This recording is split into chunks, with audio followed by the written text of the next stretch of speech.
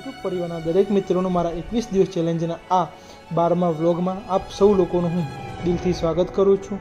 તો આજે સવારે ઉઠતાની સાથે હનુમાન દાદાના દર્શન થઈ જાય છે। તો રોજ તો આવે જ છે। મારા દાદા જે 92 યર્સના છે તે રોજ સવારે વાંદરા માટે બિસ્કિટ, બટાકા કે રોજ નવું કંઈક નાખતા હોય છે। તો જેના કારણે વાંદરાઓ અમારા ઘરે આવતા હોય છે। અને આમ પણ મારી દુકાનના લીધે બટાકા હોય કે કુબી હોય તે આવીને પછી લઈ જતા હોય છે। તો આજ સવારે ઉઠતાની સાથે મારા કામે વળગી ગયો। તો આજે સફાઈ નહોતી થઈ તે હું દુકાનની સફાઈ કરી। ત્યારબાદ મારું જે રોજનું રૂટીન છે તે કાર્ય હું પૂરું કરી। તો ભાઈ એક લોટો ગરમ પાણી પીજો।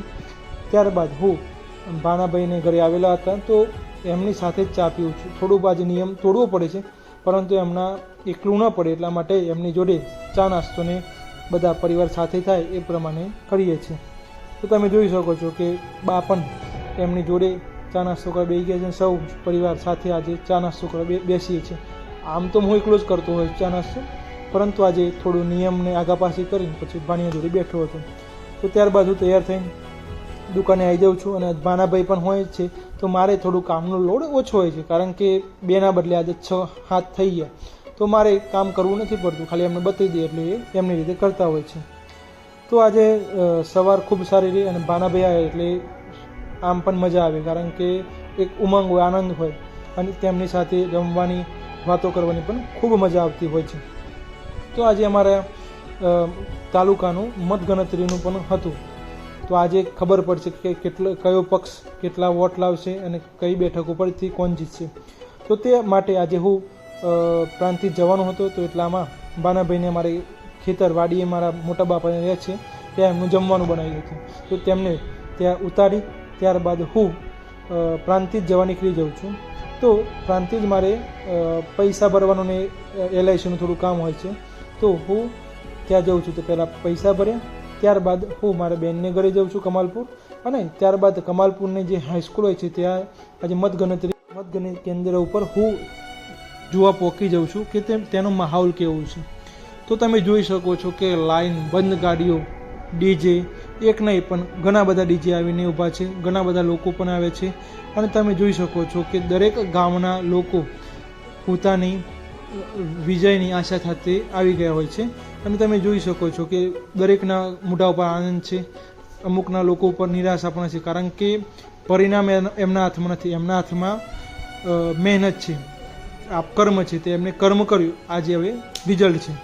તો ત્યારબાદ હું થોડા સમય ત્યાં રોકાઈ, બધાને મળી પછી હું નીકળી ગયો। તો ત્યારબાદ LICના જે મારા ઓફિસ સવારે નથી ખુલી, તો રિટર્નમાં LIC ઓફિસમાં પ્રીમિયમ ભરી ત્યારબાદ હું દુકાનનો જે પણ સામાન મારે ખરીદવાનો હતો તે સરસ બધું ખરીદી કરી ત્યારબાદ હું ઘરે જવા નીકળી જાઉં છું। તો ત્યારબાદ ઘરે આવું છું। તો ત્યારબાદ ઘરે આવતાની સાથે ભાણાભાઈને ખેતરમાંથી પાછા લાવવાના હોય છે અને ગરમી ખૂબ પડતી હોય છે। તો ફટાફટ તેમને લઈને પછી ઘરે આવું છું। ત્યારબાદ અમે બધા દુકાને બેસીએ છીએ। અને આજે જે લોકો જીત્યા હોય તો તેમને પણ આજનો દિવસ ખૂબ ઉમંગ, આનંદ, ઉત્સવ હોય છે। તો તેમની રેલી પણ અમારા ગામમાં આજે આવે છે। તો ભાજપની સીટ ઉપરથી જે અમારા તાલુકાની અને જિલ્લાની સીટ ઉપર જીતેલા ઉમેદવારો અમારા ગામમાં આવે છે અને તેમનું પણ સ્વાગત થાય છે।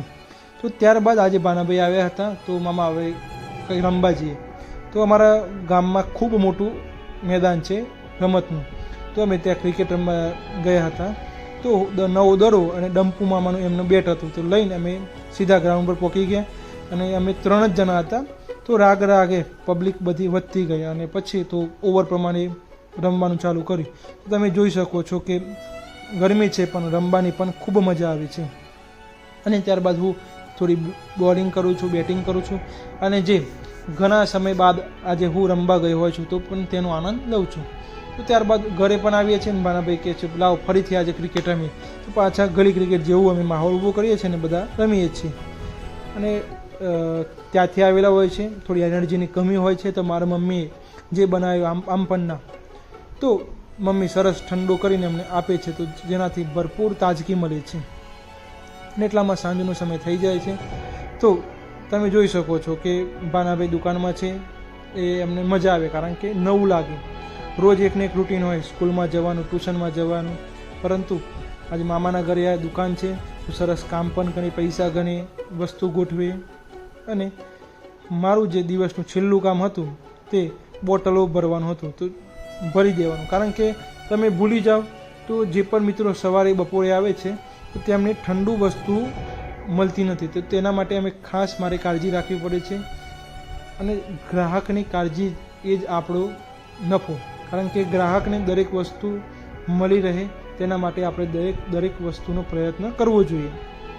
તો ત્યારબાદ આજે સાંજે લગભગ 9:30-10 વાગે બાના પાછા દારૂ બેટ રમવા મંડી પડે છે અને હું પણ થોડું બેટ ઉપર હાથ અજમાવીને મારી જે નાનપણની યાદો હોય છે તે આજે ફરી તાજી થઈ જાય છે.